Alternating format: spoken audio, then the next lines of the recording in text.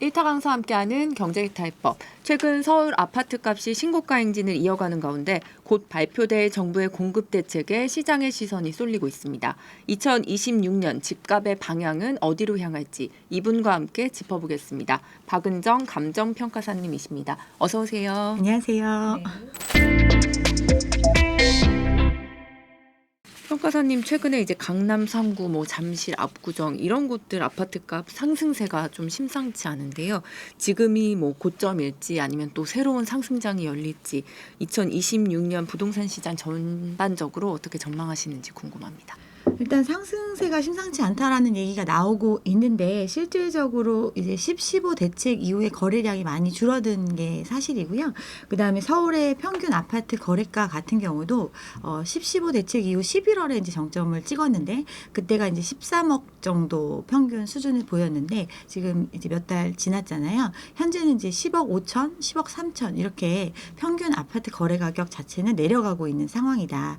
그리고 거래량을 보더라도 정점을 잃었던 시기 8천, 9천 건 정도 서울 아파트 거래가 됐었는데 지금 이제 거래가 다시 살아난다 이야기를 하지만 여전히 이제 3천 건, 4천 건대 그리고 이제 1월 같은 경우는 거의 다 지나갔잖아요. 그런데 지금 한 신고된 거로는 한 1,700건 정도 이제 추가적으로 나중에 어떤 수치가 반영이 되더라도 3천 건 정도 이 정도 수준으로 그치지 않을까. 이 얘기는 실질적으로는 사고자 하는 마음도 있을 수 있어요. 그리고 또 호가가 올라가는 상황도 벌어질 수는 있지만 현실적으로 대출이 많이 제한되어 있는 상태에서 자금을 투여해서 살 수 있는 수요는 실질적 수요는 크지 않다 이렇게 생각을 합니다. 그리고 상승세 부분에 있어서도 평균 이제 거래가를 갖고 이제 얘기를 해보면 2월 달 정도에 토지거래 허가제 해제 해프닝이 있었잖아요. 당시에 이제 고가 주택의 경우는 갭 투자가 가능했던 시점이었고 그러다 보니까 이제 현금이 있는 지방의 부자라든가 또 대출을 최대한 활용할 수 있는 늦었다고 생각하시는 분들 참여 수요 이런 것들이 반영이 되면서 평균 거래가가 15억 정도까지 올라갔었거든요. 네. 그랬던 것들이 이제 대출에 대한 어떤 금액의 한도가 줄어들고 또 이제 10월 달부터는 차등 적용하는 상태가 됐잖아요. 결국에는 현금 부자가 많아서 고가의 아파트는 계속 상승할 수 있다라고 이야기는 했지만 현실적으로는 대출에 대한 부분이 제한이 되면서 그 거래 자체가 빈번해질 수 없는 구조, 현실적인 상황들이 수치로 나타나고 있다라고 저는 판단을 합니다. 12억에서 15억 사이에 이 중고가 아파트 신고가 비중도 좀 확대됐더라고요. 이건 실수요가 받쳐주는 상승이라 봐도 괜찮을까요? 그러니까 대출이 가능한 한도 하에서 움직일 수 있는 금액대 그게 이제 15억 언더인 거죠. 그러니까 15억보다 낮은 금액대에서는 이제 거래가 지금 벌어지고 있는 상태인데 대부분의 시장이 안정적으로 지금 흘러가고 있는데 서울 똘똘한 한 채 내지는 수도권의 특정 지역들의 지금 과열 현상이 벌어지고 있다라고 말을 하잖아요. 근데 이건 반대로 얘기하면 토어제 때문에 거래가 안 되고 어떤 시장이 왜곡된다라는 말과 배치되는 얘기예요. 왜냐하면 토어제 때문에 거래가 제한이 된다면 그들 지역도 거래가 안 돼야 되죠. 그런데 실질적으로 지금 그 거래량 자체는 토어제가 확대 지정되기 전이나 현재 상황이나 살 사람은 사고 있는 거다. 어떻게 보면 이 시장에 실질적으로 관심을 갖고 있는 수요자들의 참여를 지금 제한하고 있다라고 보기는 좀 무리가 있다라고 생각이 들고요. 여전히 결국에는 이제 집을 사는데 참여할 수 있는 사람들은 대출을 활용해서 들어와야 되는 구조이고 그러다 보니까 좀 이제 낮은 금액대 같은 경우는 이제 들어올 수 있는 여력이 있으니까 거래량이 현상을 유지하고 있는 거고 고가 주택 같은 경우는 거래가 안 되니까 전체적인 비중 하에서 중저가의 거래 비중이 늘어난다라는 거는 이제 당연한 결과인 거죠. 그렇지만 전반적인 시장의 수치 자체는 이제 줄어들고 있다 이렇게 보시면 될 것 같습니다. 곧 이제 정부의 공급 대책 발표가 예정이 돼 있는데요. 언제 어떤 방향의 좀 정책이 나올까요? 일단 공급은 두 가지 측면이 있다라고 이제 이 대통령께서도 언급을 하셨는데 결국에는 신축의 공급, 즉 이제 우리가 새로 지어서 물리적인 공급을 하는 것 이거는 이제 시간이 걸릴 수밖에 없고 후행적일 수밖에 없고 또 당장 이루어질 수 있는 공급이 아니에요. 그러다 보니까 과거 이제 정부가 추진했던 130만 호라든가 기존에 추진했던 3기 신도시를 포함한 이런 사업들을 그냥 빠르고 신속하게 또 그 사업 물량 하에서 추가적으로 더 늘릴 수 있는 부분을 찾아내는 것. 이게 신축에 대한 공급으로 할 수 있는 부분이고, 그 다음에 이제 다른 방법은 이제 기존의 물건을 많이 갖고 있는 사람들이 이 물건에 대해서 시장에 내놓는 것. 즉 기존의 주택 소유자들이 필요 없는 집들을 시장에 내놓는 기축의 공급을 유도하는 정책이 필요한 시점이거든요.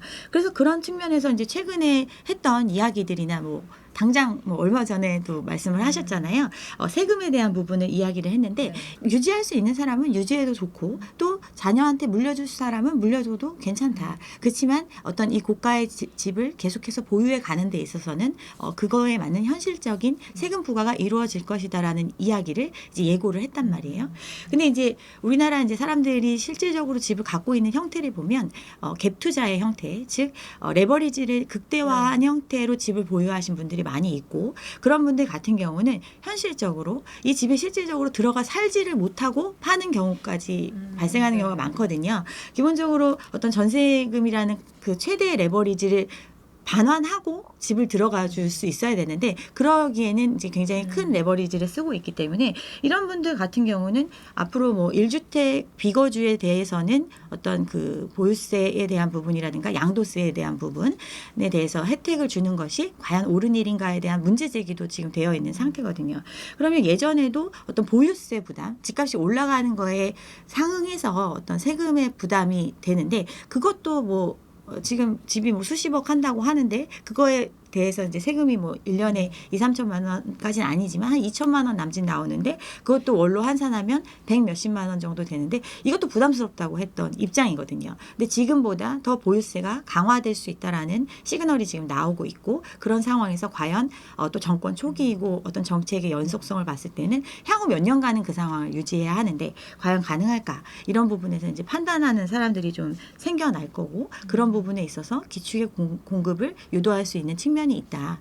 또 이제 논의될 수 있는 부분은 이제 박근혜 정부 이후에 그때 이제 부동산 경기가 좀 안 좋고 막 이랬어가지고 민간 기업형 임대주택을 많이 공급을 했었거든요. 8년 정도 민간이 임대 뉴스테이 형식으로 주택을 운영하고 난 다음에 분양 전환하는 물량. 이 물량 같은 경우도 상당수 지금 한 30년까지 나올 물량이 한 4만 호 정도 되거든요. 이것도 결국에는 시장에 다시 이제 파는 물건으로 나오는 형태, 새로 바로 짓지 않더라도 바로 공급될 수 있는 물량이고, 이 주택의 공급을 받는 사람들 같은 경우도 지금 유주택이 거의 지금 현재 이 집을 한 50% 이상이 유주택자가 살고 있거든요. 그럼 그런 분들한테 분양이 되는 것이 아니라 이제 무주택 실수요자들 위주로 분양이 되는 이런 형태가 될 거기 때문에 공급적인 측면은 다각도로 검토하고 있는 것 같습니다. 그렇지만 공급은 항상 수요의 상대적인 개념이기 때문에 수요에 대한 부분이 가수요가 많이 참여하는 시장이 됐을 때는 이제 공급 대책이 아무 효과가 없거든요. 그래서 이제 수요를 억제하는 정책도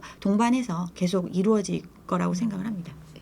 신규 공급이 이렇게 예정돼 있음에도 사실 공급 효과가 잘 느껴지지 않는다는 의견들도 많은데 그 이유는 좀 어디서 찾아야 될까요? 말씀드렸던 것처럼 이제 신축 공급 같은 경우는 당장 이루어지는 게 아니고 뭐 최소한 3년 이상의 시간이 필요하기 때문에 체감이 안 되는 거죠. 또 이제 사람들이 선호한다는 도심 내 공급 같은 경우는 민간 공급에 많이 의존을 하고 있는데, 민간 공급 같은 경우는 이제 재건축 재개발의 형태로 공급이 되고 있고, 그 부분은 이제 그 민간 사업자들의 서로의 이해관계에 따라서 사업 시기가 굉장히 지연될 수도 있고 이렇기 때문에 이제 당장 체감되는 이제 공급이라는 게 좀 부족하다라고 느껴질 수 있고, 그러다 보니까 이제 사람들이 계속 공급 안 되는 거 아니야 이러면서 다급한 마음이 들고 뭐 이렇게 이제 참여하려고 하는 수요가 생길 수는 있지만, 현실적으로 공급이라는 거는 한번 계획이 되고 사업비가 이제 투여가 되기 시작하는 시점이 되기 때문에 뭐 신도시를 만들려도 토지 보상을 해서 이미 자금이 집행이 되고 그 자금의 집행에 있어서도 금융을 발생시켜가지고 이루어지는 거기 때문에 결과적으로는 이제 프로젝트의 완결로 갈 수밖에 없거든요. 그리고 예정된 공급은 시간이 조금 늦어질 뿐이지 현실적으로 돌아오게 돼 있기 때문에 이런 부분에 대해서는 너무 조급하게 생각 안 하셔도 될 것 같습니다. 네. 3기 신도시가 이제 언제 나오냐 궁금해하시는 분들 많은데요. 현재 일정 기준으로 집값이나 전세 시장에 좀 체감될 시점 언제쯤으로 예상하고 계실까요? 일단 3기 신도시가 올해 내년 이렇게 해서 올해 사전 청약하는 게 교산이랑 고양, 창릉, 남양주, 왕숙 뭐 이런 데 하잖아요. 굉장히 이제 3기 신도시 같은 경우는 2기 신도시에 비해서 거리도 되게 가깝고 친숙한 지역이란 말이에요. 서울 접근성이 좀 좋은 지역이고 그런 곳에 이제 사전 청약이 이제 시작이 된다. 그리고 실질적으로 보상에 대한 부분들이 거의 완료가 된 상태고 보상이 됐다라는 거는 돈을 지불하고 이미 땅을 확보했다는 뜻이에요. 그러면 돈을 많이 이제 투입이 됐다라는 의미고 사업이 안 될 수가 없는 거예요. 사업이 진행될 수밖에 없는 구조로 가고 있다. 근데 이제 또 정부에서 어떤 공공주택에 대한 부분에 부담을 좀 줄여주기 위해서 뭐 LH가 직접 시행해라 뭐 여러 가지 지금 제도적인 부분들을 반영하고 있고 나중에 이제 가격 분양에 있어서도 많은 부분들이 좀 달라질 수 있는 그런 기대감이 있기 때문에 그러면 이제 사람들이 선택을 하겠죠. 제가 어디 영상에서 봤는데 신혼부부가 15평 임대주택 들어갔더라고요. 월세 부담이 13만 원이래요. 그러니까 그런 사람들은 돈을 이제 축적할 수 있는 시간을 충분히 가져갈 그렇죠. 수 있는 거고 또 어떤 앞으로 오는 기회들에 있어서 굉장히 자유로울 수 있는 이런 입장이기 때문에 굳이 급하게 생각하는 마음을 안 가지셔도 될 것 같다라는 생각이 저는 듭니다. 그럼 체감되는 거는 곧 그래도 빠르게 조금 체감을 할 수 있을까요? 아무래도 사람들의 심리가 이번에 이제 세제에 대한 부분들을 안 하겠다 뭐 이렇게 거짓말하는 거 아니냐 뭐 이런 얘기 하시는 분들도 있지만 사실은 건드릴 수밖에 없는 상황이 왔고 이제 그 부분에 대해서 어떻게 가겠다라는 방향성이 나온 상태예요. 그러면 이제 사람들의 심리에 영향을 줄 거고 시장에 어느 정도 반향을 주겠죠. 그리고 기본적인 기조가 이 부동산으로 인한 문제를 바로잡겠다라는 시각으로 지금 가고 있기 때문에 그런 부분들이 시장의 심리에 반영이 되면 어느 정도 가격의 안정화가 이루어질 것이고 그렇게 된다면 공급 가격 자체도 이제 앞으로 공급되는 가격들도 공급 가격을 보면 원가 분양가 상한제를 한다고 하더라도 결국에는 주변의 땅값에 차지하는 비중이 훨씬 크거든요. 똑같이 뭐 건축비 아무리 고급으로 진다고 하더라도 어디에 짓든 건축비 들어가는 비용은 고급으로 지면 많이 들어가지만 전체 비중은 적거든요. 대부분이 땅값이 분양가를 결정하는 핵심 요인이라고 볼 수 있는데 이 땅값 자체가 다른 지역의 주변의 가격이 내려가면 그 땅값 자체가 내려가는 형태이기 때문에 그렇게 되면 이제 가격이 좀 분양가 자체도 조정될 수 있다. 또는 우리가 이제 땅값 자체를 원가를 치는 것도 예전에는 그 LH가 사는데 들어간 비용들을 고려한 그 정도의 땅값에 플러스 건축비를 해가지고 분양을 해줬었는데 이거를 감정가로 바꾼 거거든요. 그러니까 주변의 시세가 올라갔다고 하면 분양가도 계속 올라갈 수 있는 여지로 바뀐 시장인데 이런 부분들에 대해서도 사실은 어떤 전체 국민의 주거 안정이나 사람들의 어떤 실질적인 니즈를 본다면 이런 부분들에 대한 검토도 하지 않을까 이런 생각이 들고 또 이제 사람들이 원하는 게 핵심 지역에 대한 공급이잖아요. 그래서 검토하고 있는 게 뭐 용산의 어떤 공급 물량을 늘리는 형태라든가 뭐 태릉CC 규모의 엄청난 그런 부분들이 합의가 된다면 공급에 대한 부분들을 발표하겠다라고 지금 얘기해 놓은 상태이기 때문에 생각보다 사람들이 좋아할 수 있는 물건들이 많이 나올 수 있는 상태다. 그렇다면 민간도 어쨌든 사업을 멈출 수가 없기 때문에 그들 또한 어떤 시장에 내놓는 가격이 경쟁력 있는 가격이 돼야 되는 상태이고 이런 걸 고려한다면 조금은 한 기간을 꼭 얘기해야 되나요? 조금은 안정되는 시점이 빨리 오지 않을까 이렇게 생각을 합니다. 최근에 이제 하느니 기준금리를 5회 연속으로 이제 동결을 했는데요. 일각에선 금리를 이제 내리면 수도권 집값을 더 자극할 수 있어서 못 내린다 이런 분석도 나왔는데 어떻게 보실까요? 금리는 지금 내리는 방향을 고려해야 되는 게 아니라 올리는 방향을 고려해야 되는 상황이거든요. 일단 환율의 문제는 지금 조금 안정되는 모습이 나타난다라고 사람들이 느끼고 있지만 1,460원대를 지금 보이고 있거든요. 그러면 이게 코로나 때 1,200원대였는데 사실은 이제 코로나라는 이슈가 끝나간 시점인데 지금 같은 경우 1,460원, 1,480원, 뭐 1,500원 선을 위협할 정도로 올라가는 상황이 됐다라는 거는 현재 우리나라의 돈값에 대한 부분이 굉장히 많이 떨어지고 있다. 그럼 돈값을 올리는 방법은 결국에는 돈값을 많이 쳐주는 것. 금리의 상승으로서 어떤 정상적인 상황을 유도하는 것밖에 없는데 지금 우리나라가 가계부채 1위잖아요. 네. 국민들이 갖고 있는 빚이 너무 많고 또 기업 부채도 마찬가지고 또 국가 부채도 코로나 문제 이후로 재정을 많이 확대 재정을 했기 때문에 지금 경제 3주체가 모두 지금 빚의 한계 상황에 있는 상태거든요. 그러다 보니까 금리를 못 올리는 거예요. 근데 사람들은 이제 금리를 내리면 이제 그래도 자산 상승이 훨씬 많이 이루어질 수 있다라고 기대하기 때문에 내가 빚을 낼 수 있으면 또 조금이라도 싼 값에 자금을 조달할 수 있으면 투자하겠다 이런 심리가 팽배해 있기 때문에 금리에 대한 부분을 지금은 내린다 경기 활성화를 위해서 내린다. 는 선택을 하고 싶어도 어차피 이 자금 자체가 어떤 자산의 투기적인 부분으로 많이 활용이 될 거고 또 실질적으로 이미 빚을 갖고 있는 부분이 상당 부분 크기 때문에 이 어떤 부담감에 대한 것들 그런데도 금리가 내리면 더 빌리려고 할 거니까 이런 것들 때문에 지금 금리 정책을 못 하고 있지 않나 이렇게 생각을 합니다.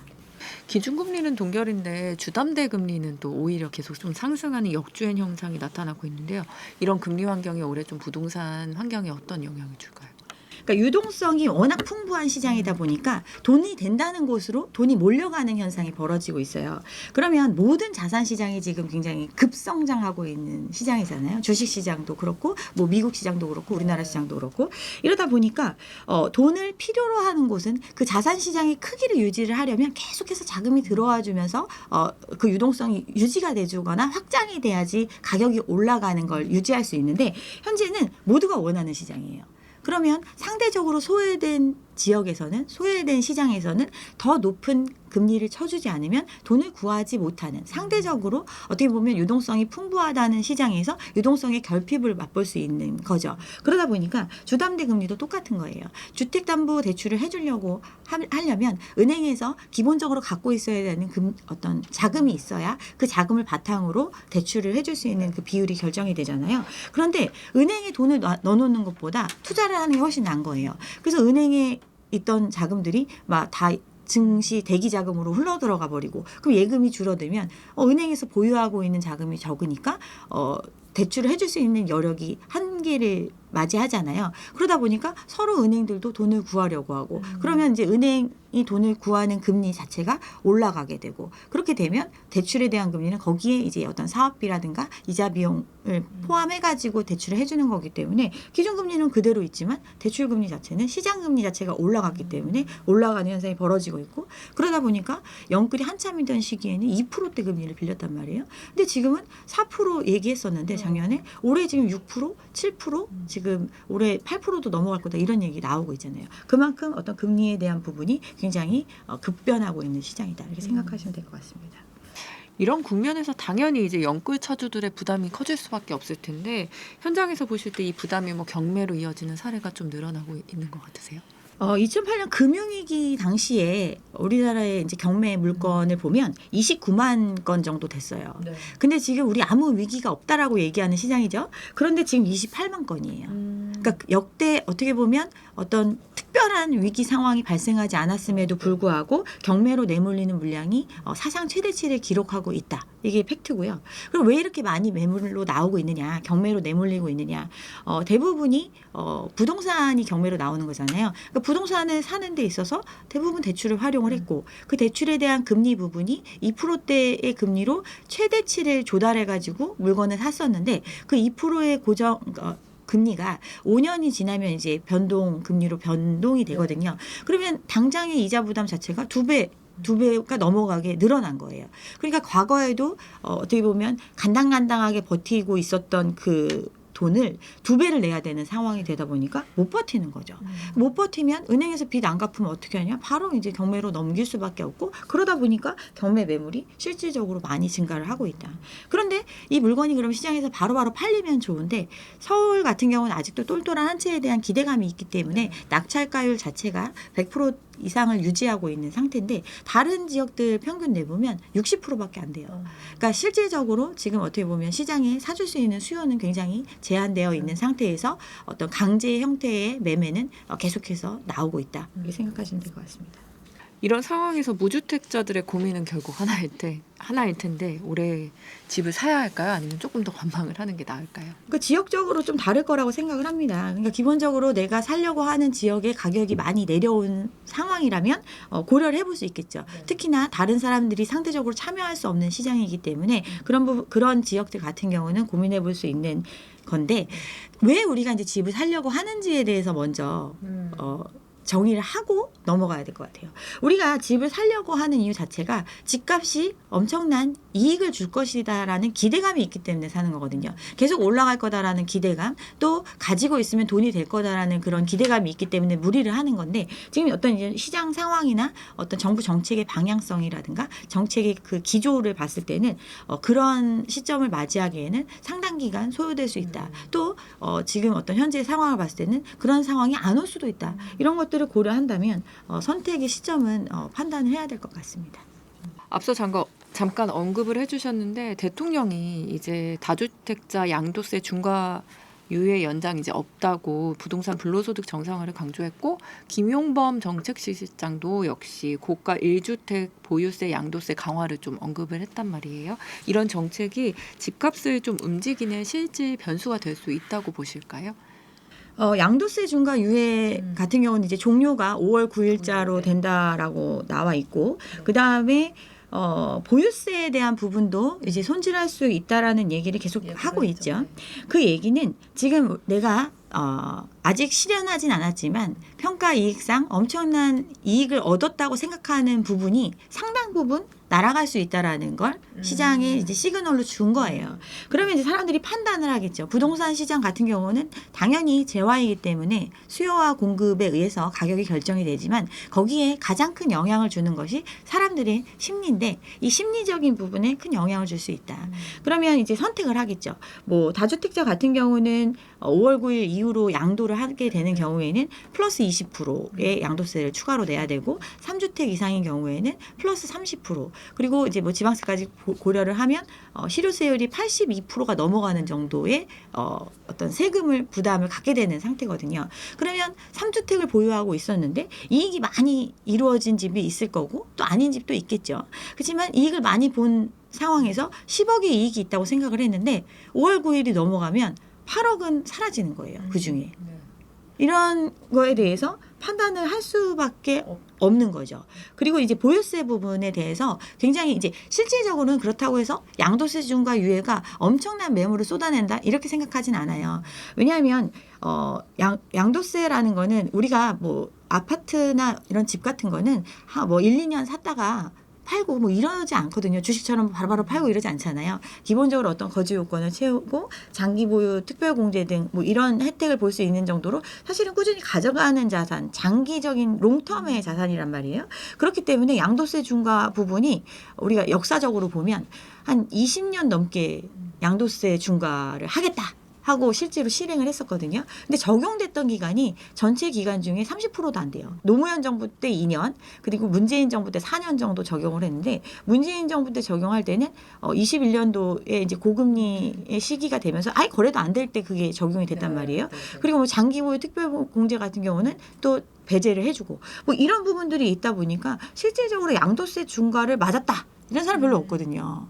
그렇기 때문에 실효가 없는 거예요. 오히려 그냥 계속 가져가면 나중에 더 많이 오를 건데 지금 많이 하는 얘기가 돈 많이 풀려가지고 돈값이 휴지가 됐는데 집 자산으로 갖고 있어야 된다. 그러면 그냥 집 계속 갖고 있으면 나중에 자식들한테 도움이 되지 않을까? 그냥 증여해주고 뭐 이렇게 해주겠다. 이런 판단들을 하신단 말이에요. 근데 더 큰 문제는 사실은 실질은 보유세 강화가 굉장히 큰 이슈일 거라고 생각을 합니다. 그러니까 갖고 있으면 돈이 된다. 근데 갖고 있는데 여지껏은 큰 부담이 없었던 거예요.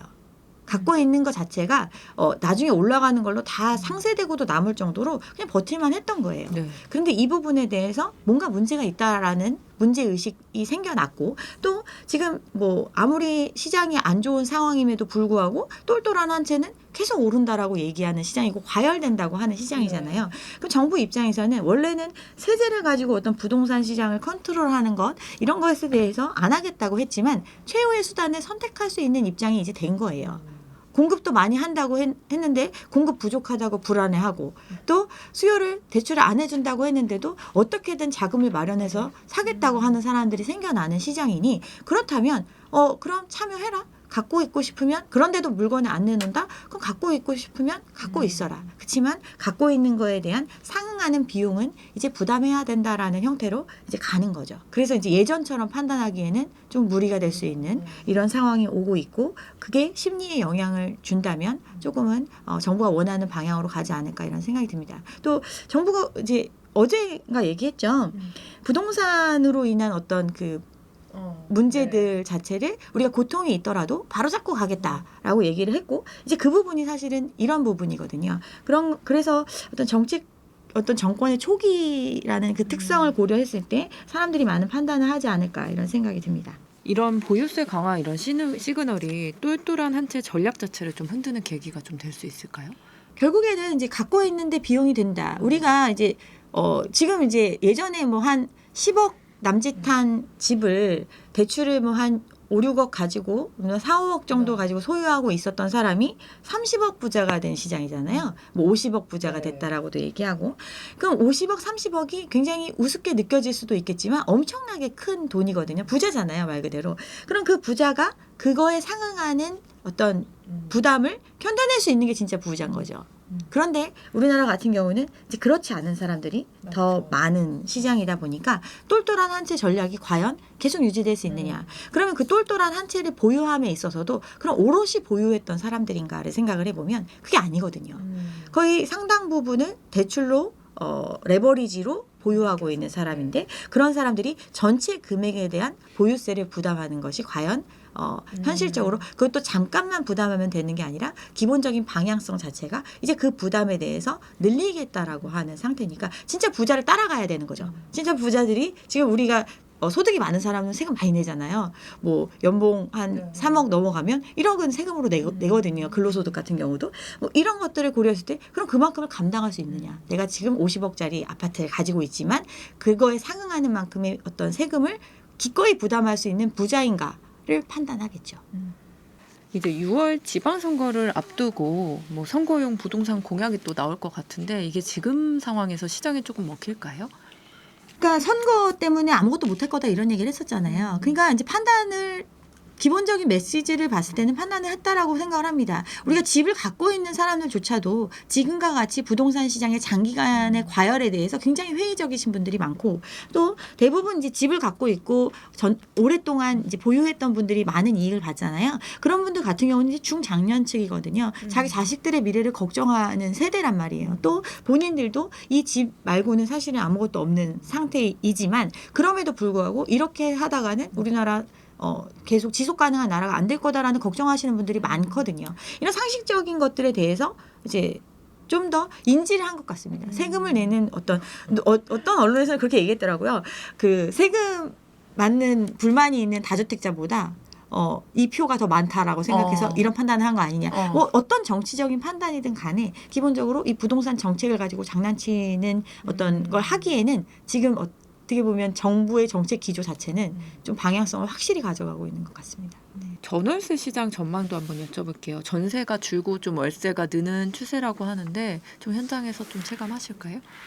이거는 항상 뭐 전세가 줄어드는 이유는 여러 가지 요인이 있어요. 그러니까 전세가 줄어드는 거는 뭐 전세 보증금에 대한 회수에 대한 부분이 의심스러운 경우에도 일정 부분 수준으로는 더 올라가지 않고 나머지 부분이 월세화되는 형태 이렇게 바뀌는 거고 월세가 늘어나는 거는 고가 주택에 대한 월세, 고액 월세가 조금 요즘 늘어나고 있는데 이 부분은 이제 일반인이라고 사람들이 생각을 하는 거예요. 일반적인 사람들이 뭐 1,500만 원씩 월세 내고 살 수 있다라고 생각을 해요. 근데 우리 이제 소득 월세라는 거는 다달이 내야 되는 돈이잖아요. 결국에는 현금 흐름이 그 정도 발생하지 않으면 또는 누군가 대신 내주지 않으면 이 월세를 감당하는 게 불가능하죠.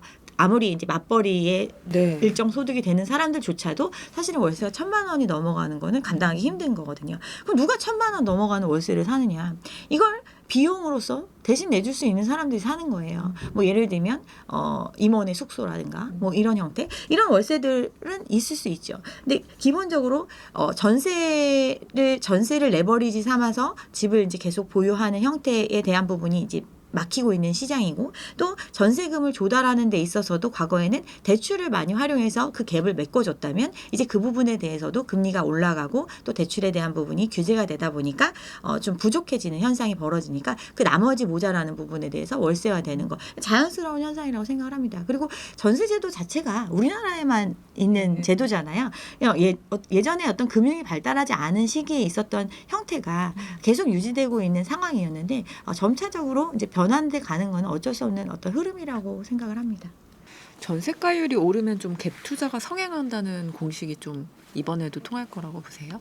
그러니까 전세가가 오르면 결국에는 필요로 하는 갭 자체가 줄어들기 때문에 갭 투자를 참여할 수 있는 여지가 늘어난다라는 개념인데, 전세가와 매매가의 격차가 적어지는 거잖아요. 네. 그 얘기는 그만큼 미래의 상승 가치가 낮다라고 판단되는 물건들이 그런 거거든요. 그래서 이제 과거의 안정기에 보면 지방 같은 경우는 전세가율이 90%가 넘어가요. 어떤 경우는 매매가랑 전세가랑 똑같은 경우도 있고, 그냥 갖고 있는 거는 어떤 보유에 대한 부담이 있으니까 전세 비용이나 매매가는 거의 똑같은 네. 수준. 앞으로 더 오를 거다라는 기대치가 없기 때문에 그런 형태가 유지가 되고, 강남 같은 경우는 안정기에도 70% 정도 수준을 유지했단 말이에요. 그러니까 앞으로 상승에 대한 기대치, 자산이득이 있을 거다라는 기대가 있어야 그 갭이 좀 생기는 건데, 지금 시장은 30% 막 이래요, 강남은. 전세가율이 30%다. 나머지 70%는 앞으로 미래에 이게 더 큰 이익을 줄 거다라는 기대감을 가지고 사람들이 그 가격에 사고 있는 거거든요. 이 전세가율이 올라가는 정도가 어느 정도 올라가야지 그게 가능할지를 생각해 보면 이미 너무 벌어져 있는 상태에서 지금 전세가 올라간다고 해서 전세가율이 올라가려면 매매가가 떨어지던가 전세가 올라가든가 둘 중에 하나잖아요. 그러면 매매가가 많이 떨어지는 상황이 되면 가격이 좀 조정되는 시장이 된 거니까 그때 다시 어떤 투자에 대한 어떤 수요가 생겨날 수는 있겠지만, 현재는 그 갭 자체도 굉장히 커지는 상태이기 때문에 참여하기 어렵다라고 생각을 합니다. 네. 시중에는 이제 돈이 풀렸다고는 하는데 부동산과 기업 현장에서는 뭐 동맥 경화가 왔다는 말까지 이제 나옵니다. 지금 부동산 PF 위기 실제로는 좀 어떨까요? 많이 이제 정리를 하려고 하는 상태인데, 그동안 이제 빨리 정리를 해야 된다. 22년도 채권 시장의 위기와 PF 시장의 위기 문제가 발생을 했을 때 순차적으로 단계적으로 진행을 했어야 되는데, 그 부분에 있어서 좀 바로 이제 충격이 너무 크게 올 거니까 조금은 시간을 가져보자. 이제 금리도 내려갈 거고 또 상황이 좋아지면 살아날 수 있는 기업들이 훨씬 많아지니까 시간을 좀 끌었고, 시간을 끄는 방법은 더 대출을 해주면서 이제 시간을 끌었단 말이에요. 근데 시간이 지나도 나아지질 않는 거예요. 그러니까 사업성이 이제 회복이 돼야 되는데, 어떤 뭐 자기의 어떤 에쿼티 자체가 적은 상태로 레버리지로 PF를 거의 대부분 하기 때문에 금융 비용은 계속 늘어나잖아요. 그러면 비용 자체는 시간이 흐르면 흐를수록 늘어나는 구조인데, 그러면 나중에 파는 물건을 비싸게 팔 수 있어야 되는데, 그러기에는 이미 예전에 고점을 기대해서 그때 수준으로 어떤 짜놓은 상태이기 때문에 손익이 안 나오는 거예요. 그래서 이제 어떤 펀드 만들어가지고 좀 정리를 하고, 구조조정 펀드 만들고 시알리츠 만들고 해가지고 정리를 하고 있지만, 결국에는 여기에 시장에 대한 믿음이 회복이 돼야 일로 자금이 들어와주고 그들이 자금을 구하는 값이 싸져야 어떻게 보면 사업성이 개선이 되고 그래야 이제 좋아질 건데, 그러기에는 여기 빌려주는 것보다 다른 데 빌려주는 게 훨씬 이익이고 안정적인 경우가 많잖아요. 그러니까 돈이 안 들어오는 거예요. 그러다 보니까 돈맥 경화가 상대적으로 돈이 많이 풀렸다고 하지만 사람들한테 소외된 곳들은 이제 자금 부족 현상을 겪고 있다. 그래서 뭐 반도체 이런 데는 뭐 우리 아니면 뭐 반도체 AI 뭐 이런 것만 들어가면 자금이 막 글로 다 가잖아요. 근데 건설 이런 데 지금 다 PF에 물려 있고 막 이러니까 여기에 누가 투자하거나 이러지 않잖아요. 그럼 자금을 구하기가 더 어려운 거고, 신용에서도 좀 떨어지니까 더 높은 금리를 주지 않으면 돈을 못 구하고, 이런 상황이 계속 반복적으로 발생하고 있다, 이렇게 생각을 하면 될 것 같습니다. 그러니까 해결은 결국에는 누군가 손해를 봐야 돼요. 누군가 손해를 본다라는 거는 사업을 처음에 추진한 시행자가 손해를 보는 거죠. 이미 시행자들은 거의 파산을 했죠.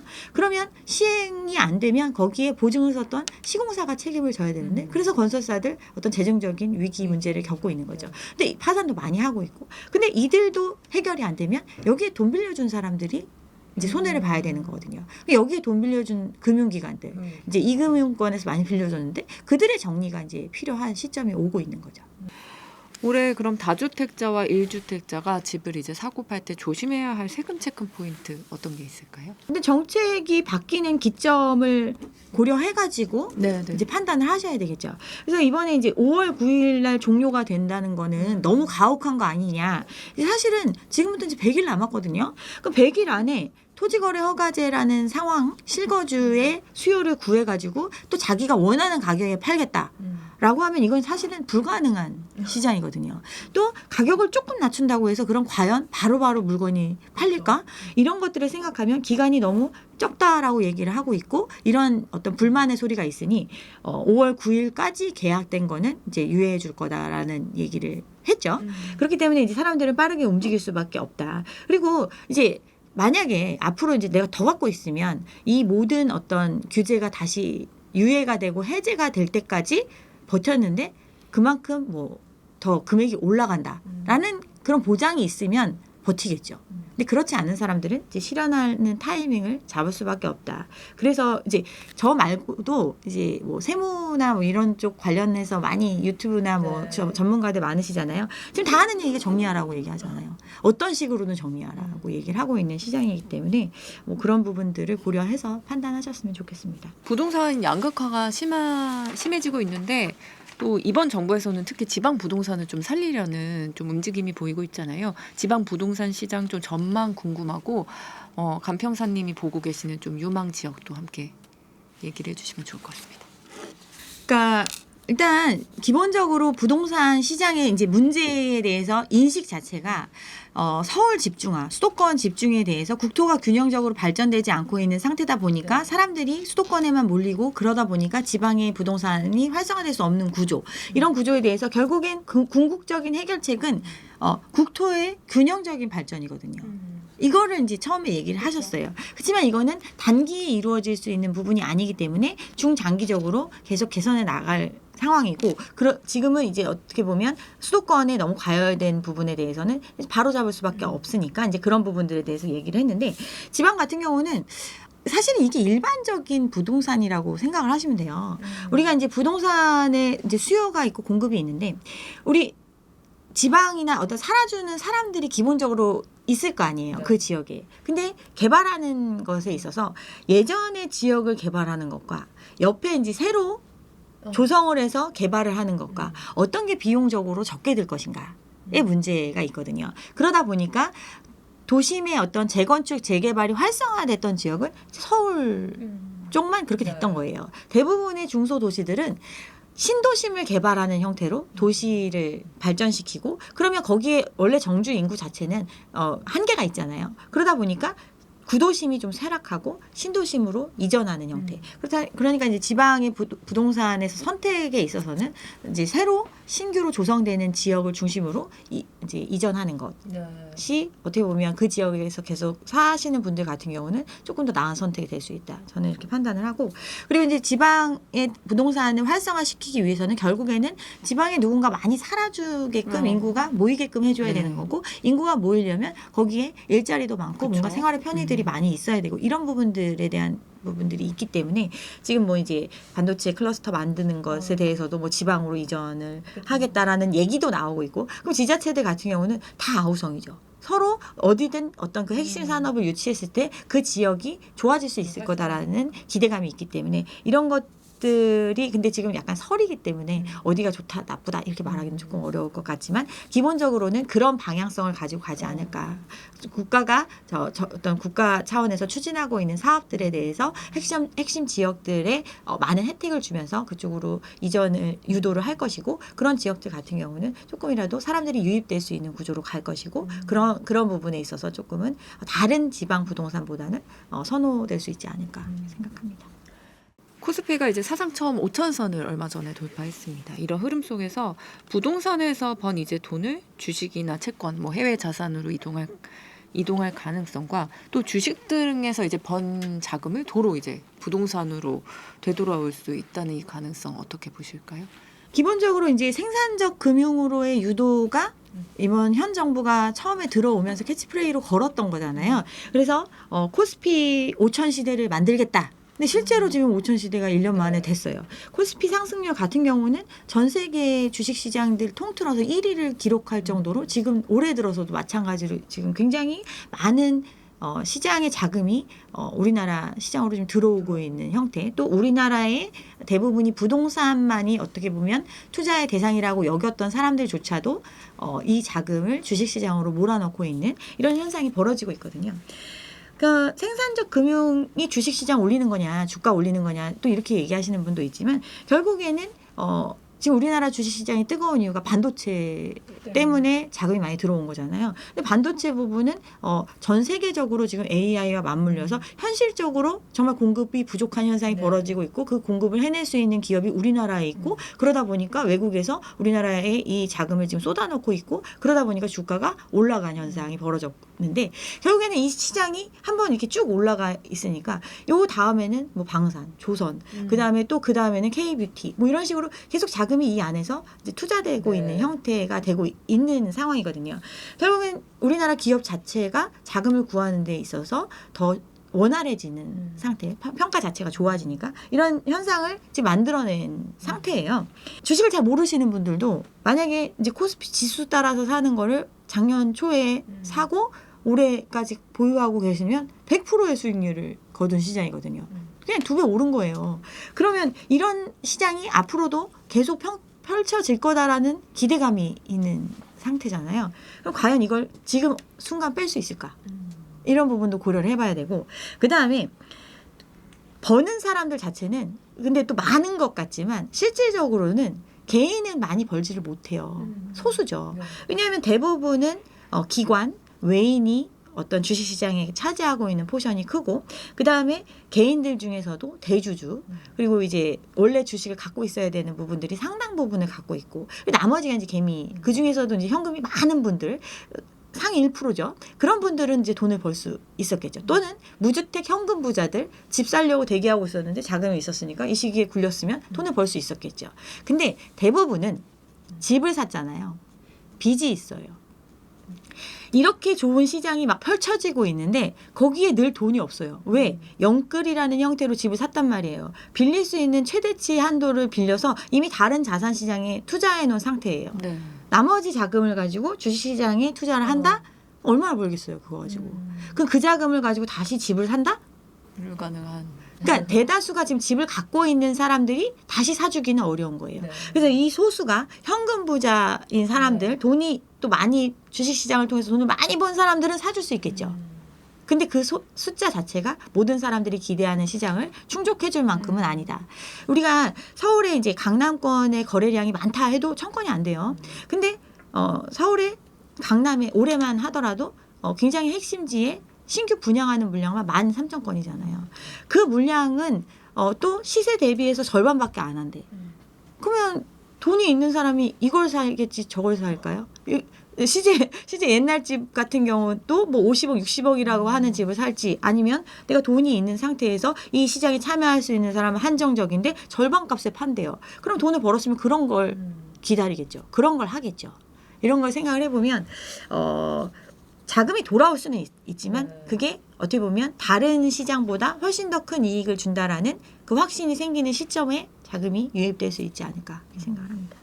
근데 이번 정부가 사실 부동산을 좀 잡겠다는 의지가 좀 있잖아요. 이런 정권에서도 무주택자는 좀 집을 확실히 사는 게 좀 나을까요? 그러니까 오히려 이제 집값이 안정될 수 있는 방향성을 지금 가지고 가고 있고 그에 상응하는 각종 정책을 지금 하고 있는 시점이기 때문에 좋은 기회가 된다면 또 본인이 이 집을 예전처럼 막 엄청난 이익을 볼 거다라는 기대감을 갖고 들어가는 게 아니라 내가 정말 필요에 의해서 내가 살고 싶은 지역에 영원히 환가되지 않더라도 나는 여기에 살고 싶다. 이런 마음이 있으면 살 수 있는 거죠. 그런 걸 생각하면 또 부담이라는 게 보유세에 대한 부담이 이제 강화될 거다라고 얘기를 했는데 그러면 일정 부분의 세금 부담마저도 고려를 해야 되는 거예요.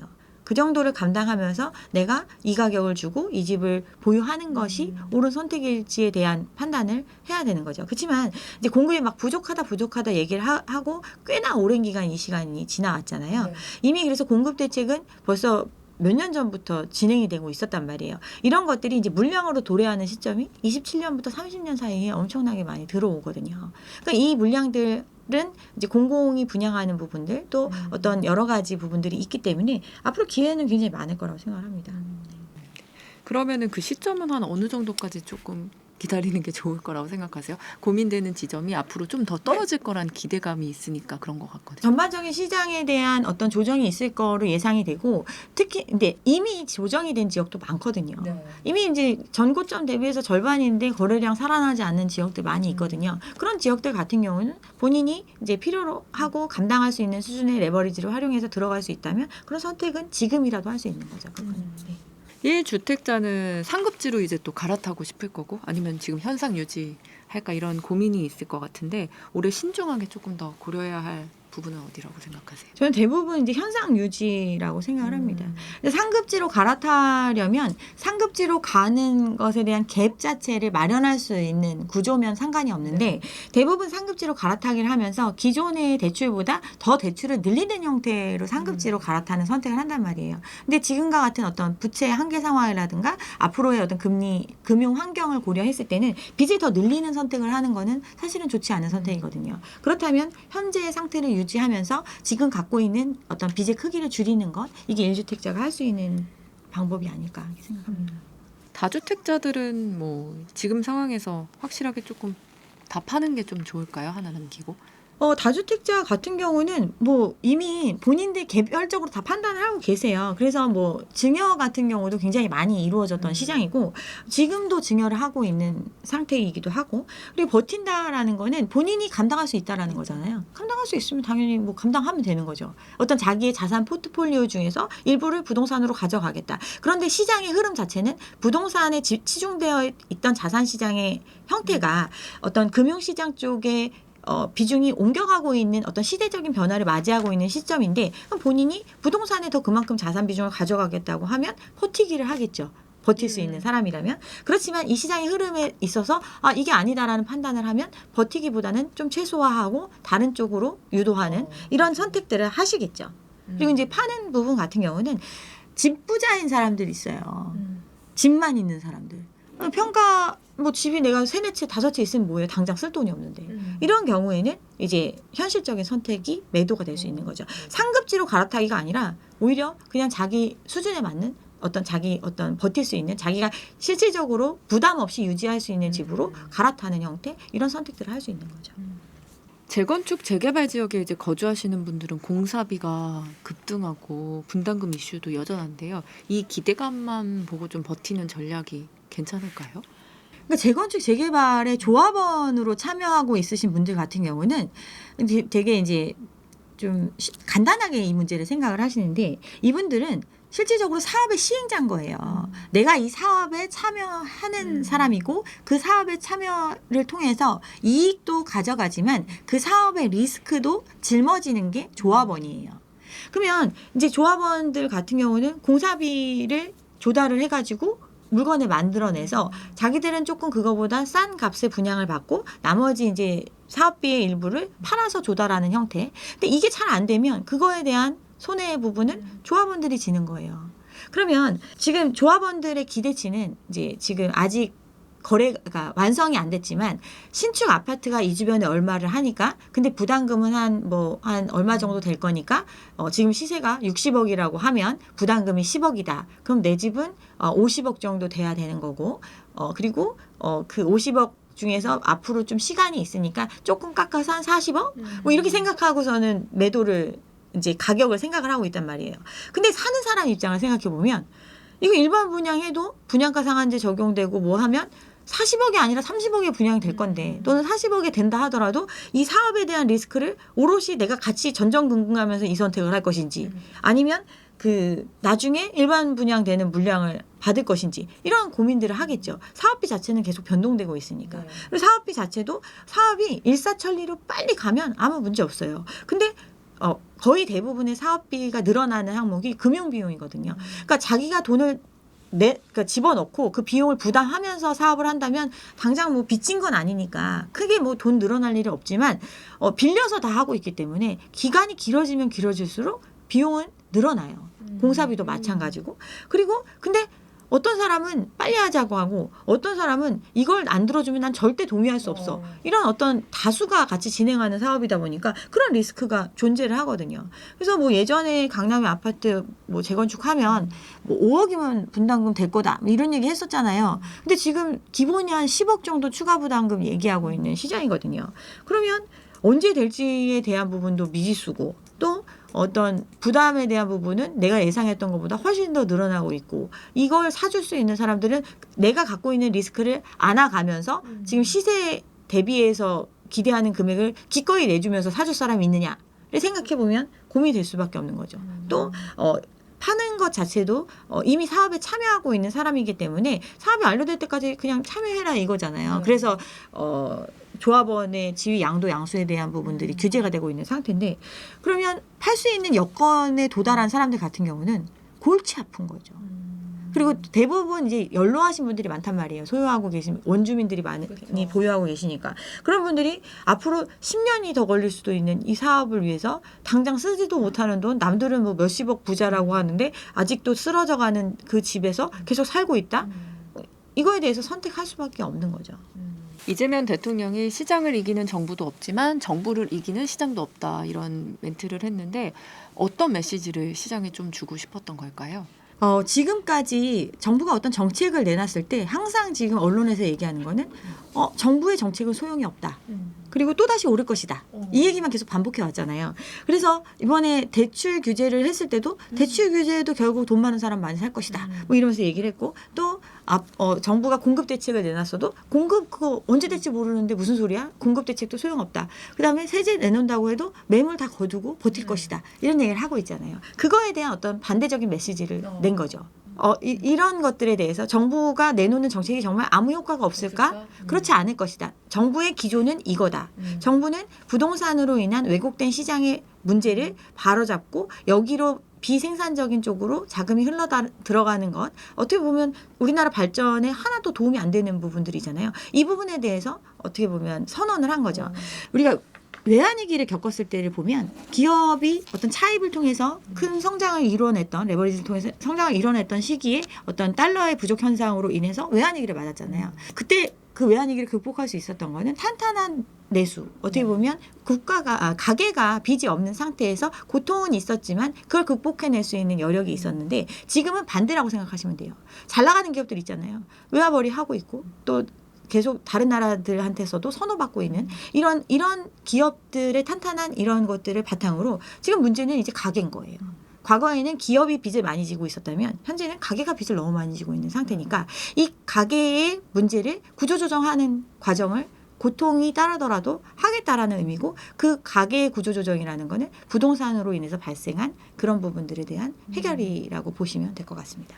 마지막으로 고환율 가계부채 내수 비축이 삼중고 속에서 한국 경제와 부동산 시장의 중장기적 리스크 무엇이 있을까요? 일단 가계부채가 가장 큰 문제죠. 일단 가계부채라는 거는 집을 사기 위해서 자기가 갖고 있던 돈 플러스 남의 돈을 빌려가지고 이미 발생시켜 놓은 거잖아요. 그럼 이걸 회수할 수 있는 방법은 소득을 통해서 빚을 줄이거나 아니면 누군가한테 팔아서 해결해야 되는데 이제 그런 부분에 있어서 좀 막힐 수 있는 구조. 그러니까 가계부채에 대한 부분들이 부담이 클 거고 고환율이라는 거는 인플레이션에 대한 부분을 자극할 수밖에 없는 거거든요. 우리가 대부분을 수입해서 많이 사용하고 있는 나라다 보니까 환율이 올라가면 그에 따른 인플레이션이 많이 자극이 될 수 있고 인플레이션 같은 경우는 그래서 2%가 넘어가는 상태로 지금 수치가 나오고 있잖아요. 그 얘기는 빚이 많아서 쓸 돈은 없는데 물건값은 비싸지는. 그러면 더 살기가 고통스러워지겠죠. 그리고 이 현상이 집값이 많이 올라감에 따라서 사실은 중산층이라고 일컬어지던 사람들 또는 아직 사회의 초년에 불과하지만 미래의 어떤 더 많은 빚을 내서 지금 아니면 안 된다고 뛰어든 어떻게 보면 돈을 잘 버는 사람들조차도 사실은 지금 빚의 무게가 굉장히 커져 있는 상태거든요. 그러면 내수가 살아날 방법이 별로 없는 거죠. 그럼 내수 침체에 고환율, 고물가, 그리고 저성장의 상황. 우리가 이제 선진국형으로 갔고 또 성장이 일부 산업에 있어서 성장이 있지만 내수가 따라주지 않는 상태이기 때문에 저성장의 판단을 받고 있잖아요. IMF에서도 1%대의 성장률을 얘기하고 있는 상태고 디플레이션이 계속 되는 거죠. 그러니까 물가는 높은데 성장은 안 이루어지는 이런 좀 침체의 상황을 계속 갈 수 있고 그 얘기는 부동산 시장 자체도 자유로울 수 없다. 그리고 또 부동산이 가장 큰 어떤 부의 비중을 차지하고 있는 현실에서 굉장히 삶 자체가 좀 고통스러워지는 좀 안타까운 상황이 펼쳐지지 않을까 이렇게 생각이 됩니다. 네. 오늘은 2026년 부동산 시장 전망과 함께 보유세, 양도세, 강화 시그널의 파장, 그리고 개인별 대응 전략까지 짚어봤습니다. 박은정 감천평가사님 오늘 말씀 감사합니다. 감사합니다.